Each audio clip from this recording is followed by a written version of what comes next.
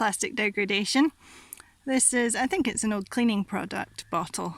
Not entirely sure, it's not got any labels or anything left on it, so I can't name and shame any companies.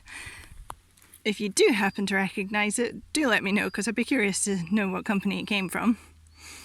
But here we have a plastic bottle. It's clearly been in the sun a while. It's losing its colour, it's starting to get brittle, and we can see that it's starting to fall apart because it's got so brittle.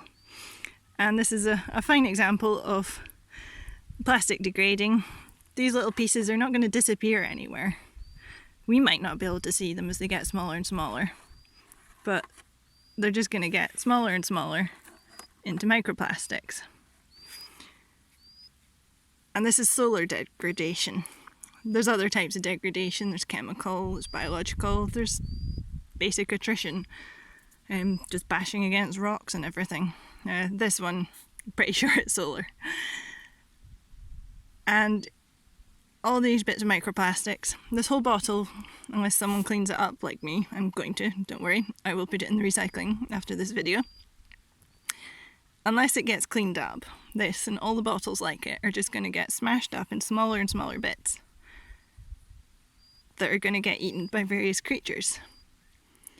And even the bits that don't get eaten, they'll eventually make their way down to the seafloor, into the sediments there. And there's already a large layer of sediments full of plastic down there.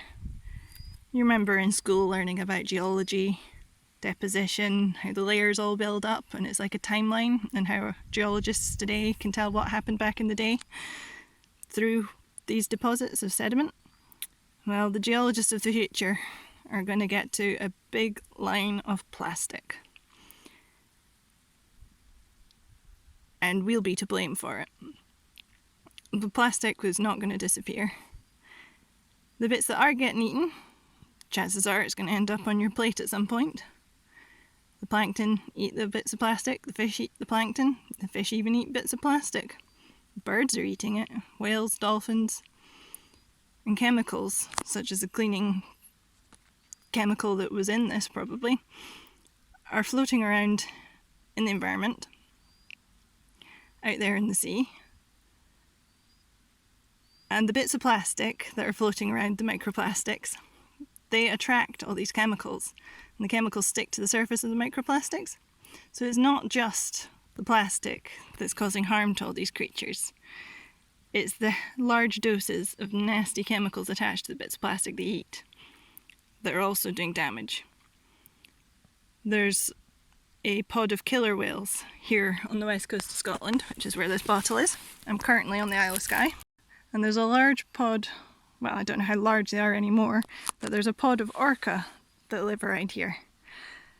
And the scientists strongly suspect that they are infertile, i.e. they're never going to have any babies again, and they're just going to die out because of all the nasty chemicals that they've been ingesting through probably the bits of plastic that they have in their diet from the fish they eat.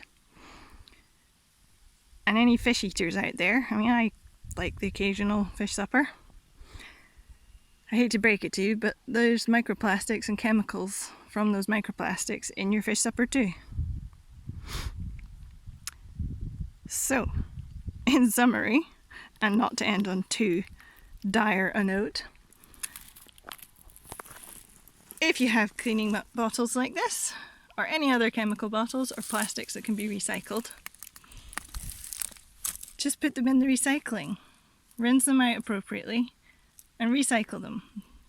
It stops them from getting into the wider environment, and they can be used for future purposes. It's, I think, about 93 or 97% less energy that's used to create a plastic bottle from recycled plastic than it is from virgin plastic, which is just oil dug up. So you'll be helping the environment a massive amount, saving energy, saving water, saving the orca, even saving yourself, your kids, your mother, father, brother, just by recycling those bottles. So please do it. Bye.